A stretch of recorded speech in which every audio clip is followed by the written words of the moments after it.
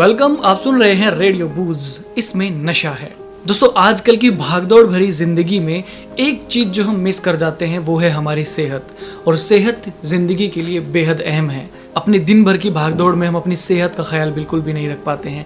और सेहत से जुड़ी अगर बात हो रही है तो हमारी ज़िंदगी में बहुत सारी बीमारियां हैं। कुछ ऐसी बीमारियां भी हैं जो कि लाइलाज हैं। उन्हीं में से एक बीमारी है HIV और एड्स।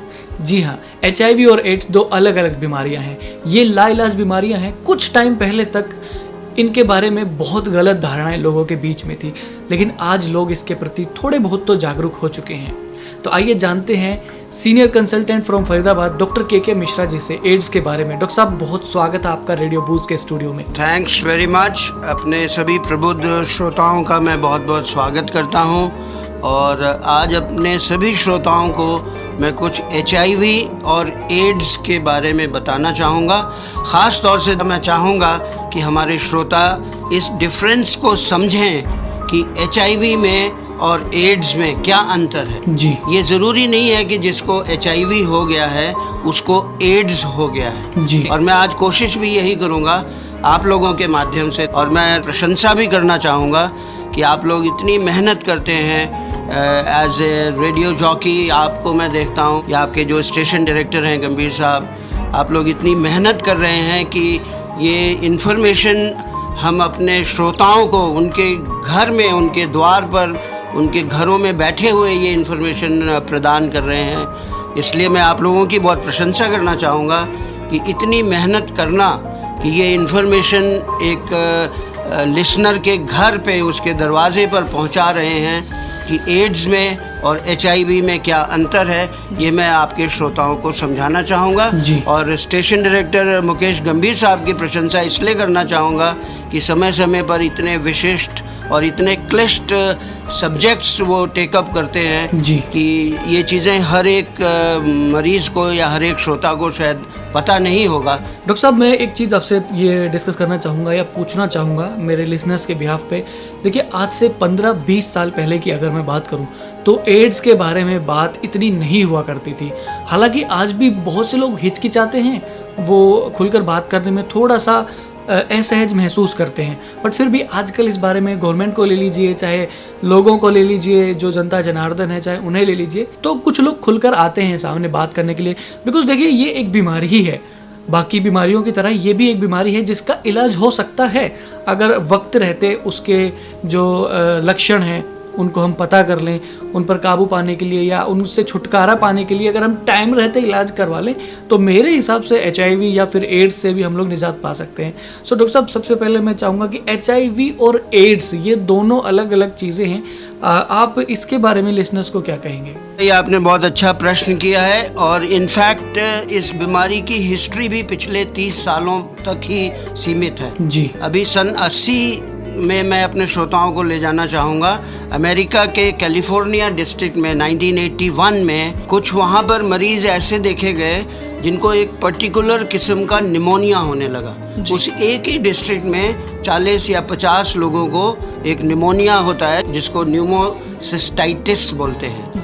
तो वहाँ के जो डॉक्टर्स हैं, या वहाँ पर एक अमेरिका में एक उनकी एजेंसी है, उसको कंट्रोल फॉर ड्रग सेंटर बोलते हैं, CDC। जी। CDC ने ये देखा कि 50 या 60 लोगों को न्यूमोसिस्टाइटिस टाइप का निमोनिया होने लगा। तो उनके मन में, उनके जहन में ये ख्याल आया कि आखिर इन लोगों को सभी को ये एक ही तरह का निमोनिया कैसे हो गया। निमोनिया कई प्रकार का होता है और उसका जो कीटाणु है वहाँ पर सबको न्यूमोसिस्टाइटिस निमोनिया होने लगा। जी। तो उन्होंने कुछ मरीजों को उनमें से ब्लड को ट्रांसमिट किया, उसको चेक किया, उसको कल्चर किया, और ये देखा गया कि जितने भी मरीज थे उनमें होमोसेक्सुअल टेंडेंसीज ज़्यादा थी। जी। तो ये डायग्नोज हुआ कि यार कुछ ऐसी बीमारी है जो होमोसेक्सुअल मेन में ज़्यादा है और निमोनिया या न्यूमोसिस्टाइटिस कारणी ज़्यादा हो रहा है। जी। जब उनमें से ब्लड कल्चर करके निकाला गया तो उनमें एक ऐसी वायरस देखी गई जो कि अभी तक दुनिया में कभी आइडेंटिफाई नहीं हुई थी। जी। तो उन्होंने उसका नाम पहले HIV रखा। जी। HIV का फुल फॉर्म होता है human immuno deficiency virus, HIV। जी। तो वो लोग उसको आइडेंटिफाई नहीं कर पाए। ये तो समझ गए कि कोई एक कीटाणु है जो आदमी की इम्यूनिटी को कम कर रहा है, इसलिए उन सबको निमोनिया हो जाता था जी। पर उन्होंने उसका नाम HIV रख दिया जी। धीरे धीरे समझ में आया, जब और लोगों को भी उस एरिया में निमोनिया होने लगा तो उन्होंने देखा कि जो लोग इंट्रावीनस ड्रग्स लेते थे, जो सिरिंज का इस्तेमाल करते थे जी। या नीडल्स का एक्सचेंज करते थे, उन लोगों में भी ये निमोनिया ज़्यादा पाने लगा। उनका भी ब्लड टेस्ट किया गया, उनमें भी वही वायरस पाया गया जो निमोनिया वाले, न्यूमोसिस्टाइटिस वाले मरीजों में वायरस था जी। तो ये कोरिलेशन डेवलप हुआ कि जो ड्रग पुशर्स हैं, जो ड्रग इंजेक्टर्स हैं और जो होमोसेक्सुअल मैन हैं, इनमें एक ऐसा वायरस हो जाता है जो कि आदमी की इम्यूनिटी को कम कर देता है जी। इसको उन्होंने नाम दिया HIV जी। हीमो इम्यूनो डिफिशियंसी वायरस जी। लेकिन एक चीज़ अपने श्रोताओं को मैं बहुत अच्छे से समझाना चाहूँगा और आप सबसे गुजारिश करूँगा कि इस बात को बहुत ध्यान से सुनिए कि जब ये वायरस मेरी बॉडी में घुस जाता है, मान लीजिए, इसका मतलब ये नहीं है कि एड्स हो गया है जी। एड्स का full form auto immune deficiency syndrome होता है जी।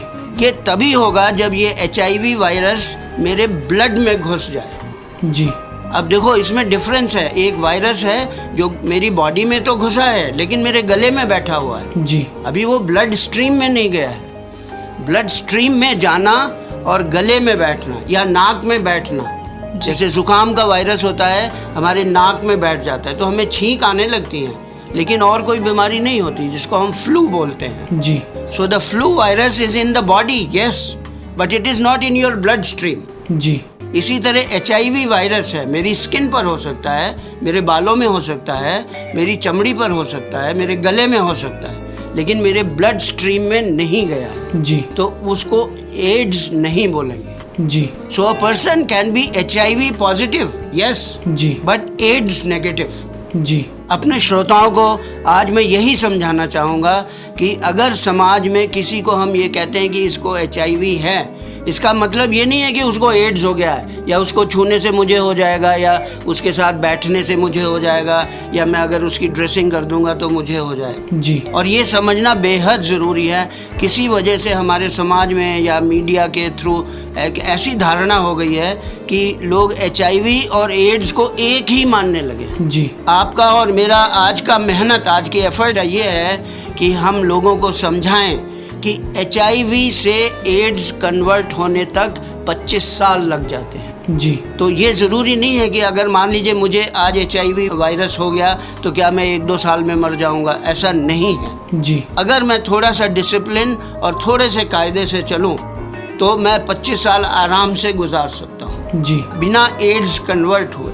जी। अगर मेरे श्रोता इस बात को समझ रहे हैं या ना समझ पा रहे हो तो मुझे मैसेज करें। HIV पॉजिटिव होना, एड्स होना ज़रूरी नहीं है। जी। हाँ, अगर एक आदमी है उसको HIV भी पॉजिटिव है और एड्स भी पॉजिटिव है तो फिर शायद उसकी लाइफ स्पैन 5 इयर्स रह जाएगी जी। लेकिन ज़्यादातर लोगों में HIV पॉजिटिव और एड्स नेगेटिव होता है जी। तो वो आदमी अगर थोड़े से अनुशासन से चले, अपनी लाइफस्टाइल को करेक्ट करे या उसको समाज में हम जैसे डॉक्टर्स की और आप जैसे RJs की हेल्प मिल सके तो हम शायद उसकी लाइफ स्पैन 25 साल आगे ले जा सकें। जी। मतलब HIV और एड्स ये दोनों अलग अलग चीज़ें हैं और इनको हमें पहचानना सबसे पहले बहुत ज़्यादा ज़रूरी है। और जैसा आपने कहा डॉक्टर साहब, अगर कोई HIV नेगेटिव है या पॉजिटिव है तो ज़रूरी नहीं कि वो एड्स पॉजिटिव या नेगेटिव हो, मतलब दोनों एक साथ भी हो सकते हैं या डिफरेंस भी हो सकता है। अगर कोई HIV पॉजिटिव आ गया है तो ये कंपलसरी नहीं है कि वो एड्स पॉजिटिव भी आए। यही आपने अभी बताया दर्शकों को, हमारे जो लिसनर्स हैं हमारे साथ सुन रहे हैं रेडियो गूज को। अच्छा डॉक्टर साहब, मैं एक चीज़ और जानना चाहूँगा, जैसे कि देखिए हम अगर अपने परिवार की बात करें तो घर में जैसे बड़े बुजुर्ग हैं तो वो बच्चों के सामने या फिर महिलाओं के सामने HIV या एड्स के बारे में बात करने से कतराते हैं। या अगर मैं वैसे भी बात करूं लोगों की, आम पब्लिक की, तो कुछ लोग ऐसे हैं जो एजुकेटेड हैं आजकल, वो भी बहुत कम बात करते हैं इसके बारे में। उन्हें भी ये लगता है कि नहीं यार ये गलत चीज़ है, इसके बारे में बात करना गलत है। बट वहीं अगर दूसरी तरफ देखूं तो जो लोग अनपढ़ हैं, इलिटरेट हैं, वो खुल के बात करते हैं। तो ये भी डिफरेंस है। मैं चाहूँगा कि जो ये HIV या एड्स जो ये हमारा वायरस है वो ह्यूमन बॉडी के अंदर डॉक्टर साहब कैसे एंटर करता है, क्या सिम्टम्स होते हैं और कैसे हम उसे पहचान सकते हैं? मैं चाहूँगा हमारे लिसनर्स को आप इसके बारे में ज़रूर बताएं डॉक्टर साहब। जितने भी पैरासाइटिक ऑर्गेनिजम्स हैं इस दुनिया में, जितने भी कीटाणु हैं जो आदमियों में बीमारी करते हैं, उनको 3 ग्रुप्स में बांटा गया है। जैसे एक ग्रुप को हम बैक्टीरिया बोलते हैं, ज़्यादातर बीमारियां बैक्टीरियल होती हैं जी। जैसे कॉलेरा है, डायरिया है, निमोनिया है, इनके कीटाणु होते हैं। कॉलेरा बैक्टीरिया होता है, निमोनिया बैक्टीरिया होता है, मलेरिया बैक्टीरिया होता है जी। इसी तरह कुछ फंगस होते हैं, जैसे सर की फिहास होना या एक्जिमा होना या स्किन में ड्राइनेस होना, these are all fungal infections. इसी तरह से एक ग्रुप होता है जिसको वायरस बोलते हैं। So bacteria, virus and fungus. जी। These are 3 types of organisms which can infect the human body. जी। Of which AIDS is a virus. जी। ये एक ऐसा छोटा सा कीटाणु है जिसमें कुछ अजीब सी क्षमता होती है। अगर ये मिट्टी में पड़ा रहे जी तो ना ये जिंदा होता है ना मरा होता है, लेकिन अगर वही मिट्टी उड़ के एक ह्यूमन बॉडी पर बैठ जाए तो वही वायरस जो मरे हुए स्थिति में मिट्टी में बैठा हुआ था वो एक्टिवेट हो जाता। जी। देखो कितनी बड़ी क्षमता भगवान ने उसको दी है कि डस्ट में पड़ा रहे तो वो मुर्दा है, डेड है, लेकिन अगर उसको एक इंक्यूबेशन स्टेटस मिल जाता है, उसको आदमी का गला मिल जाता है जो 38 डिग्रीज पर होता है जी, उसको हमारी भाषा में बोलते हैं इंक्यूबेशन स्टेटस जी। तो वही वायरस जो मिट्टी में डेड था वो एक्टिवेट हो जाता है जी। और वो एक आदमी की बॉडी में जब इंटर हो जाता है तो वो रिवाइव हो जाता है जी। और वो अपने जो भी कैरेक्टरिस्टिक्स हैं उनको शो करने लगता है। जी। मैं इसमें तुम्हें एक जुकाम के वायरस का उदाहरण दूंगा कि जो जुकाम का वायरस है, जब मिट्टी चलती है, आंधी चलती है, हमारी नाक में आके बैठ जाता है।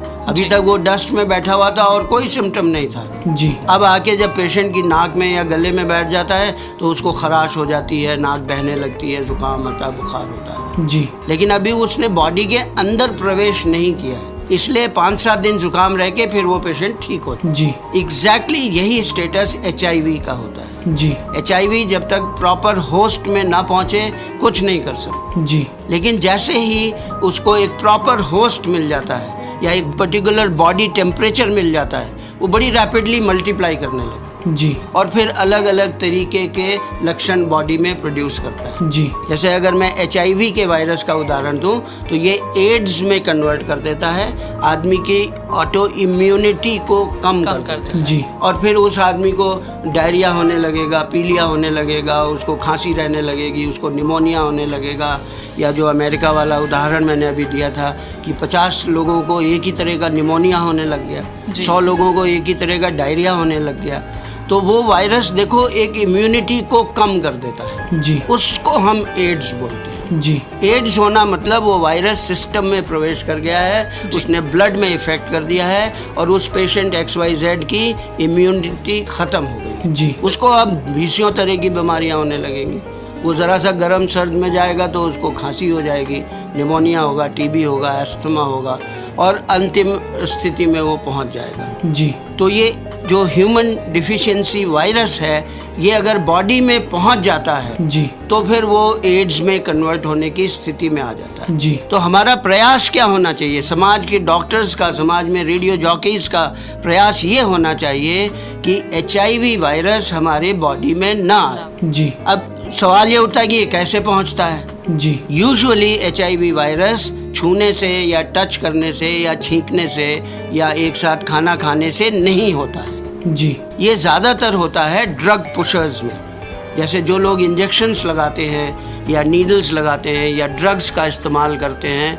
आजकल आप लोग देखते होंगे अस्पतालों में डॉक्टर्स ज़्यादातर सिंगल सिरिंज यूज़ करते हैं। जी। मैं जब स्टूडेंट था तो मेरे ज़माने में कांच की सिरिंज हुआ करती थी, उसी को उबाल के हम 10 मरीजों को 20 मरीजों को लगाया करते थे।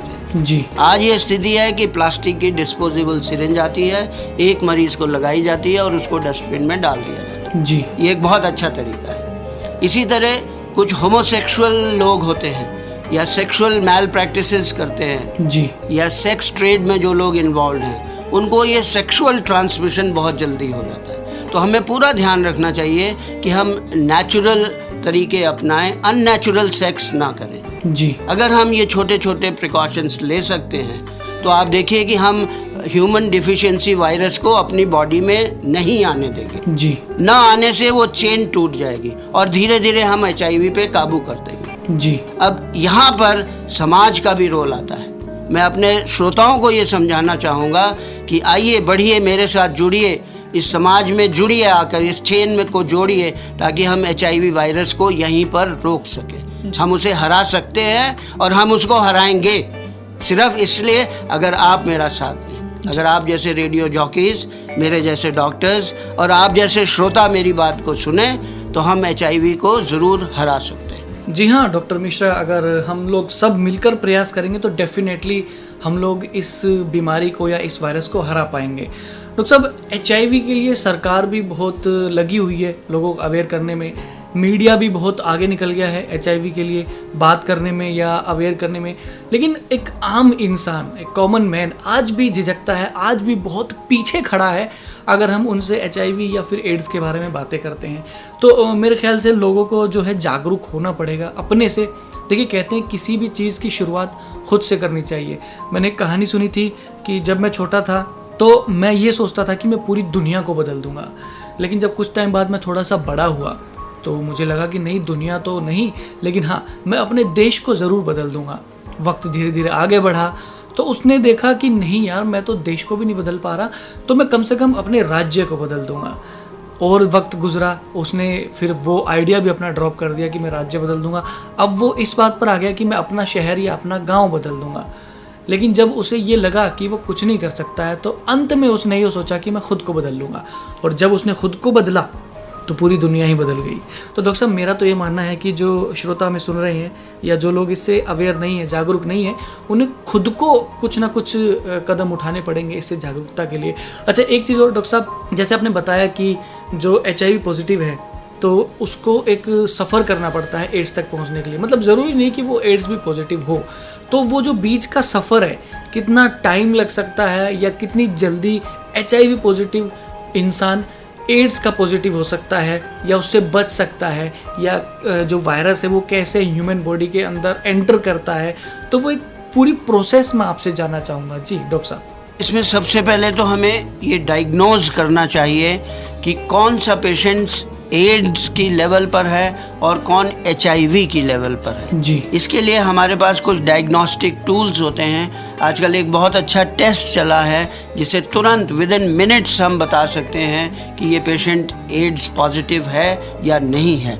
उस टेस्ट का नाम एलिजा टेस्ट होता है, या जो श्रोता इसको सुनना चाहते हैं ध्यान से, एलिजा का full form immuno linked enzyme assay test है। जी, ये एक ऐसा टेस्ट होता है जो हमारे को HIV वायरस के बारे में बता देता है। अगर आदमी के खून को लिया जाए और उसको एक पर्टिकुलर टेस्ट से कंडक्ट किया जाए तो एलिजा 5 मिनट के अंदर बता देता है कि इसके अंदर HIV के कीटाणु हैं या नहीं हैं। जी, अगर हम HIV का जो टेस्ट एलिजा 1 एंड एलिजा 2 कर लेते हैं, या एक वेस्टर्न ब्लॉट टेस्ट होता है, उसमें एक लाल रंग का धब्बा पड़ जाता है। जिन लोगों को HIV वायरस होता है बॉडी में, उनके वेस्टर्न ब्लॉट पर एक लाल रंग का धब्बा तुरंत दिख जाता है विद इन मिनट्स। जी, तो in fact we can diagnose ELISA test के साथ में हम HIV और एड्स का विद इन 5 मिनट्स हम आपको बता सकते हैं। और कोई बहुत महंगा भी नहीं होता है, 500 रुपये इसका खर्चा है।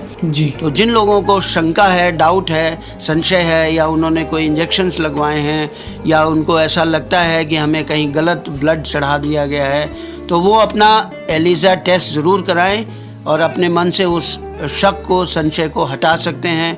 एक बार जब हम HIV 1 और 2 को डायग्नोज कर लेते हैं तो फिर उस पेशेंट की ग्रेडिंग होती है। जी, HIV में या एड्स में एक ग्रेडिंग स्टेटस बहुत ज़रूरी होता है। जैसा मैंने अभी शुरू में बताया कि ज़रूरी नहीं है कि जिसको HIV हो उसको एड्स हो जाएगा। जी, तो ग्रेड 1 से ग्रेड 4 तक इनको हमारी भाषा में लॉन्ग टर्म सर्वाइवर्स बोलते हैं। और एक आदमी को HIV से एड्स तक जाने में 25 से 30 साल का समय लग सकता है जी। इसको कहेंगे लॉन्ग टर्म सर्वाइवल जी। तो अगर समाज में आप किसी को HIV पॉजिटिव सुनते हैं तो इसका ये अर्थ बिल्कुल नहीं है साथियों कि वो उसकी मृत्यु हो जाएगी या वो 2-4 साल में मर जाएगा, ऐसा नहीं है। हो सकता है कि वो 25 साल जिंदा रहे, तो हमें घबराने की कोई आवश्यकता नहीं है। थोड़ा सा डिसिप्लिन से चलिए, इस बात को समझिए कि हम अपनी लाइफस्टाइल को अगर करेक्ट करते हैं तो हमारे पास बहुत सारे मरीज़ हैं जो HIV पॉजिटिव हैं, लेकिन वो लॉन्ग टर्म प्रोग्रेसर्स हैं, अच्छे से रहेंगे तो 20 साल जिंदा रहेंगे। जी। आज के मेरे इस लेक्चर का माध्यम या मेरा ध्येय भी यही है कि आप लोगों को सबको मैं ये समझाऊं कि HIV पॉजिटिव व्यक्ति 20 साल, 25 साल, 30 साल आराम से ज़िंदा रह सकता है अगर हम थोड़ी सी डिसिप्लिन और लाइफस्टाइल करेक्शंस करते हैं जी। तो हम ज़्यादातर लोगों को बचा कर ले जा सकते हैं। इसमें आप लोगों के सहयोग की, आप लोगों की समझ की आवश्यकता है। और एक बार जब एड्स फाइनली डायग्नोज हो जाता है तो it is only the grade 6 and 7 patient, AIDS को टोटली 7 ग्रेड्स में डायग्नोज किया गया है। 1 to 4 वाले पेशेंट्स तो लॉन्ग टर्म सर्वाइवर्स होते हैं जी। It is only the grade 5, 6 and 7 who are at risk of life जी। अब रिस्क क्या होती है? जब आदमी की इम्यूनिटी ही खत्म हो गई, जब हमारे शरीर की रेजिस्टेंस पावर ही खत्म हो गई जी। तो हमें कोई भी बीमारी, बुखार हो जाएगा, निमोनिया हो जाएगा और वो ठीक नहीं जी। तो फिर तो कोई भी बीमारी लग सकती है और ये डिपेंड करता है कि उसको कौन सी बीमारी लगती है। अगर उसमें ये क्षमता है कि वो अपने आप को बचा कर रख सके तो एड्स वाला आदमी भी 5-7 साल, 10 साल आराम से जिंदा रह सकता है जी। देखो, मैंने एड्स का वर्ड का यूज किया है, मैंने HIV का यूज नहीं किया है जी। HIV वाला तो मैंने पहले ही बताया कि 20 से 25 साल जिंदा रह सकता है। जी जी डॉक्टर साहब, मैंने गौर किया इस बात पे, मतलब कि एड्स वाले को भी अगर हम सेफ्टी रखते हैं, सुरक्षा रखते हैं, चीज़ों की जानकारी रखते हैं तो उसको भी हम 5-6 साल तक मतलब उसको सुरक्षित रख सकते हैं अगर हम वो सुरक्षा रखें। जिसमें थोड़ा सा समाज का दायित्व है। लोग कुछ पेपर्स में पढ़ते हैं कि कुछ डॉक्टर्स रिफ्यूज़ कर देते हैं इलाज करने से, कुछ नर्सेज हैं जो रिफ्यूज़ कर देती हैं डिलीवरी करने से, या कुछ समाज के लोग हैं जो उनके पास बैठना पसंद नहीं करते हैं। ऐसा नहीं है। अपने श्रोताओं को ये बताना चाहूँगा कि अगर मैं एक HIV या एड्स के पेशेंट के साथ में खाना खाऊं तो उससे मुझे एड्स नहीं हो जाएगी जी। या मैं अगर उसके तौलिया का इस्तेमाल करूं तो मुझे एड्स नहीं हो जाएगी। क्यों? क्योंकि जब तक मेरे ब्लड स्ट्रीम में वो कीटाणु नहीं जाएगा। अब देखो, तौलिया इस्तेमाल करने से मेरे ब्लड में नहीं छू रहा है जी। या उसके पास बैठने से या उससे हाथ मिलाने से वो इन्फेक्शन मेरे ब्लड में थोड़ी जा रहा है। ये तो जब तक ब्लड में नहीं जाएगा, जब तक सिरिंज नहीं लगेगी, इंजेक्शन नीडल नहीं लगेगा या मैं उस लगाया हुआ इंजेक्शन अपने ना लगा लूँगा, तब तक मुझे एड्स नहीं हो जी। ये हमारे श्रोताओं को, भाइयों को सुनना है, समझना है और ये मैसेज स्प्रेड करना है कम्युनिटी में कि हमें एड्स से डरना नहीं है। हमारे जो साथी फॉलन हैं, our fallen colleagues need some help, उनका हाथ पकड़ के उन्हें खड़ा करना है, उन्हें अच्छा करना है। और ये जो एड्स का संक्रमण चल रहा है हमारे समाज में, इस चेन को तोड़ना है। इसमें मुझे अपने रेडियो जॉकी की हेल्प चाहिए, मुझे आप जैसे श्रोताओं की हेल्प चाहिए। ये हम जानते हैं कि एक दिन हम एड्स के वायरस को हरा लें। जी हाँ, बिल्कुल। एड्स को या HIV को हराने की तरफ ही कदम उठा रहा है रेडियो बूज, और ऐसे ही बहुत सारे टॉपिक, बहुत सारे शोज लेकर रेडियो बूज आता है जिसमें आपको डिफरेंट टाइप की जो भी परेशानियाँ, चाहे वो बीमारी से रिलेटेड हैं, चाहे वो किसी और चीज़ से रिलेटेड हैं, उन सब से आप कैसे उनसे छुटकारा पा सकते हैं, उन समस्याओं का या सॉल्यूशंस कैसे पा सकते हैं, इसी तरफ एक बहुत इंपॉर्टेंट कदम रेडियो बूज उठा रहा है। आज हम बात कर रहे हैं HIV और एड्स की। दोनों अलग अलग हैं। HIV यानी कि ह्यूमन इम्यूनोडेफिशिएंसी वायरस इन्फेक्शन और एड्स यानी कि एक्वायर्ड इम्यून डिफिशियंसी सिंड्रोम। दोनों अलग अलग चीज़ें हैं और सिम्टम्स अलग अलग हैं। जैसे डॉक्टर साहब ने बताया, डॉक्टर के Mishra, senior consultant from Faridabad, जिन्होंने ये बताया कि अगर किसी बंदे को HIV पॉजिटिव है तो ज़रूरी नहीं है कि वो एड्स पॉजिटिव हो। उसकी ज़िंदगी को कुछ साल तक बचाया जा सकता है, कुछ तौर तरीके अपने बदल कर उसकी ज़िंदगी को बचाया जा सकता है। अच्छा डॉक्टर साहब, एक चीज़ और मैं आपसे जानना चाहूँगा कि आजकल गवर्नमेंट और कई NGOs, बहुत सारी फर्म इसके बारे में बहुत अवेयरनेस कैंपेन चला रही है। तो मैंने ऐसा सुना था कि अगर कोई प्रेग्नेंट लेडी है, अगर उसको HIV है तो उसके पेट में जो बच्चा है, जो कि अभी तक इस दुनिया में आया भी नहीं है, उसको बचाया जा सकता है। क्या ये सच है? ये सच है, और इसके लिए मैं तुम लोगों को ये समझाना चाहूँगा पहले कि हम उस पेशेंट की बात करते हैं जो HIV से एड्स में कन्वर्ट हो गया है। जो पेशेंट कन्वर्ट हो जाता है उसको क्या लक्षण आएंगे? उसको बॉडी में तरह तरह के इन्फेक्शंस होने लगेंगे, उसके मुंह में बार बार छाले होने लगेंगे, उसकी टंग पर कोटिंग होने लगेगी जी। उसको निमोनिया, डायरिया, कोलाइटिस या किडनी की इन्फेक्शंस होने लगेंगे, उसको बार बार बुखार रहने लगेगा, उसकी बॉडी की इम्यूनिटी कम हो जाती है, रेजिस्टेंस कम हो जाती है जी। बाहर एक्सटर्नल टेम्परेचर अगर ठंडा हुआ तो उसकी बॉडी ठंडी हो जाएगी जी। अगर बाहर का टेम्परेचर 50 डिग्री हो गया तो उसको लू लग जाएगी जी। इस तरह की उसको कोई ना कोई बीमारी होती चली जाएगी जी। तो ये डिपेंड करता है हमारी बॉडी इम्यूनिटी पर। अब जो सवाल आपने किया कि जो बच्चा अभी पेट में है जिसको कोई बीमारी नहीं है, जी। जब वो पैदा होता है तो उसका इम्यूनिटी स्टेटस इंटैक्ट है, वो सही है, अभी उस बच्चे का कोई दोष नहीं है। अगर हम थोड़ा सा उस मदर को या कम्युनिटी को या उस परिवार को समझा सकें कि उस बच्चे को मदर से कम कांटेक्ट में रखें, ऑल्दो ये बहुत मुश्किल है, मैं समझता हूँ कि एक छोटा बच्चा माँ से बहुत देर तक दूर नहीं रह सकता, लेकिन ज़रा सा मेहनत करने की ज़रूरत है कि थोड़ा फीडिंग उसको करी जाए। 4-5 महीने फीड करके अगर उसको हम विड्रॉ कर लेते हैं या वीन अवे कर लेते हैं मदर से, उसको सॉलिड फूड पर ले आते हैं, उस बच्चे को एक डिसिप्लिन वे में ब्रिंग अप किया जा सकता है, तो ज़्यादातर बच्चों को एड्स के इल इफ़ेक्ट से बचाया जा सकता है जी। पर इसमें समाज को ये समझ होनी चाहिए। और इनफैक्ट जो आज का ये लेक्चर हो रहा है, ये आप और हम जो मेहनत और एफर्ट कर रहे हैं अपने समाज को, अपने श्रोताओं को समझाने के लिए, जी। HIV वाले मरीजों को आपके हमदर्दी की, आपके प्यार की, आपकी समझ की ज़रूरत है जी। वो एक अनफॉर्चुनेट हिस्सा है। उस बच्चे की सोचो जो HIV मदर का बच्चा है, उस बच्चे का क्या दोष है? जी। अगर समाज उस पर लांछन लगाए या उसको हे दृष्टि से देखे, आप उस बच्चे के एंगल से सोचो, उस बच्चे ने क्या दोष किया है? जी। तो हमें उस बच्चे के साथ सिंपैथी रखनी है, उसको प्यार करना है जी। उसको एक हेल्प करनी है कि वो नॉन HIV स्टेटस में ग्रो अप कर सके जी। अगर हम ये छोटे छोटे प्रिकॉशंस रख सकें, अगर हम उस परिवार को, उस समाज को, उस कम्युनिटी को समझा सकें, तो शायद वो बच्चा HIV फ्री स्टेटस में ग्रो अप करेगा and he will grow up to be an absolutely normal human adult, जी। जो कि हम लोगों का लक्ष्य है। जी। और इसी में आप लोगों की मैं सहायता चाहता हूं कि हम समाज के उन गरीब तबके के दरवाजे तक पहुंच के उनको समझाएं कि देखिए HIV या एड्स एक ऐसी बीमारी है जो ज़रा सी मदद से आप लोगों के साथ हम जीत सकते हैं। आप लोग जो भी श्रोता मेरी बात को सुन रहे हैं, हमारे साथ जुड़िए और इस एड्स की बीमारी को हराने में हम लोगों की मदद करें। जी डॉक्टर साहब, एक बहुत अच्छा हेल्दी कन्वर्सेशन हम लोगों के बीच में रहा है और आई थिंक जो लोग हमें सुन रहे हैं उनको काफ़ी सारी नॉलेज मिली होगी, बहुत जानकारी मिली होगी कि कैसे जागरूक रहना है। अच्छा डॉक्टर साहब, चलते चलते मैं एक बहुत ज़्यादा ज़रूरी चीज़ आपसे पूछना ये चाहता हूँ कि क्या रिकॉर्ड्स क्या हैं, मतलब आंकड़े क्या हैं जो एड्स से पीड़ित लोग हैं, कितनी डेथ्स हुई हैं, कितने लोग रिकवर हुए हैं, या फिर जैसे हम बात कर रहे थे हेल्थ वर्कर्स की, क्योंकि उनकी जान को भी खतरा रहता है बिकॉज वो लोग ही उनका ट्रीटमेंट करते हैं, तो क्या आंकड़े क्या हैं? आपको जान के बड़ा अफसोस होगा कि 2009 और 2010 में दुनिया में 4 करोड़ लोगों की मृत्यु एड्स से हुई है जी। और सारे देशों का या WHO का या हमारे भारत सरकार का बहुत ज़ोर से ये हेल्थ प्रोग्राम चल रहा है कि जो उन 4 करोड़ में से लगभग 1 करोड़ आदमी हमारे देश में हैं, उनको इस बीमारी से बचाया जा सके। जी। एक चीज़ जो मैं आपके माध्यम से श्रोताओं को बताना चाहूँगा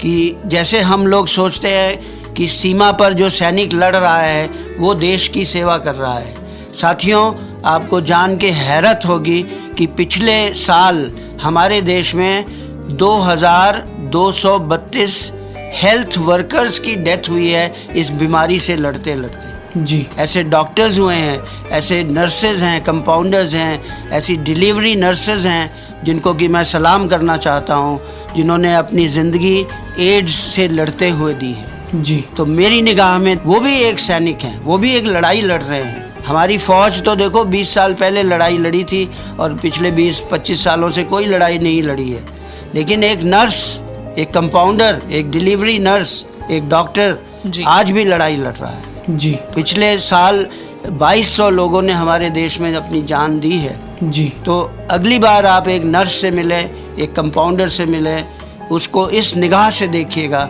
कि वो भी एक सैनिक है, वो भी लड़ रहा है, वो रोज़ अपनी ज़िंदगी दांव पर लगा रहा है। तो किसी को क्रिटिसाइज करने से पहले या डॉक्टर्स को क्रिटिसाइज करने से पहले, या मैं अखबारों में पढ़ता हूँ कि मीडिया वाले ज़्यादातर सरकारी अस्पतालों में सैनिटेशन की कमी की बुराई करते हैं जी। बुराई तो करते हो भाई, लेकिन उस नर्स की भी सोचो जिसको दिन में 50 मरीज देखने चाहिए थे और वो 250 मरीज देखती है जी। उस डॉक्टर की सोचिए जो दिन भर में 50 मरीज देखता है और उसको आउटडोर में 200 मरीज देखने। आप देख सकते हैं? आप भी नहीं देख सकते जी। तो क्रिटिसाइज करने से पहले ये सोचिएगा कि वो नर्स जो कंडक्ट कर रही है, जो डिलीवरी कंडक्ट करा रही है, हम लोग अखबारों में पढ़ते हैं कि उन्होंने मना कर दिया, उन्होंने एडमिट नहीं किया और उन्होंने, अरे वो 2-4 केसेस को तो आप हाईलाइट कर रहे हो, लेकिन उन 50,000 माताओं को तो समझिए जिनकी डिलीवरी उस नर्स ने करी है, उसने अपनी ज़िंदगी दांव पर लगाई है। आप तो HIV वाले मरीज को छूना भी नहीं चाहोगे और हम लोग खड़े होकर उसका हाथ थाम के उसकी डिलीवरी कंडक्ट करते हैं जी। तो एक नर्स, एक कंपाउंडर, एक डॉक्टर रोज़ अपनी ज़िंदगी दांव पर लगा रहा है, सेना की तरह वो भी लड़ाई लड़ रहा है। हम लोगों का साथ दीजिए, हम लोगों को सपोर्ट करिए और मैं तो अपने पैरामेडिकल स्टाफ को आपके माध्यम से सैल्यूट करना चाहूँगा जो एड्स से ये लड़ाई रोज़ लड़ रहे हैं। जी डॉक्टर साहब, बिल्कुल आपने एकदम ठीक बात कही। जिस तरीके से सरहद पर, बॉर्डर्स पर हमारे जो आर्म फोर्सेस खड़ी हैं, जो देश की रक्षा करती हैं, उसी तरीके से डॉक्टर्स भी एक तरीके से सोल्जर्स हैं जो कि अंदर रहकर देश की सेवा करते हैं और देश की रक्षा करते हैं, बड़ी बड़ी भयानक बीमारियों से देश की जनता को बचाते हैं। तो आप लोगों को भी एक बहुत बड़ा सैल्यूट है और आप लोगों का काम हम कोविड के टाइम पे देख चुके हैं डॉक्टर साहब की कैसे अपनी जान की परवाह ना करते हुए आपने प्रायोरिटी लोगों की जान को बचाने के लिए दी। और उस काल में भी बहुत से डॉक्टर्स ने, हेल्थ वर्कर्स ने, या मैं कहूँ कि जो कोविड और भारतीय जनता के बीच में एक दीवार बनकर खड़े थे, उन्होंने बहुत सेक्रीफाइस किया, अपने परिवार से दूर थे लेकिन लोगों की सेवा की। सो डॉक्टर साहब, आज हमने बात की आपसे HIV और एड्स की, बहुत सारी जानकारी आपने दी और बहुत अच्छी अच्छी चीज़ें आपने बताई। आई होप कि जो लोग हमें सुन रहे हैं उन्होंने बहुत कुछ आज जाना होगा। सो HIV और एड्स दो अलग अलग चीज़ें हैं और दोनों में डिफरेंस है। ये ज़रूरी नहीं है कि अगर HIV पॉजिटिव जो इंसान है वो एड्स का भी पॉजिटिव हो, एक सफ़र होता है जिसे रोका भी जा सकता है। सो बहुत बहुत शुक्रिया डॉक्टर साहब स्टूडियो में आने के लिए और आप सबका हमको सुनने के लिए बहुत बहुत शुक्रिया। आप भी कहीं मत जाइए, सुनते रहिए रेडियो बूज, इसमें नशा है।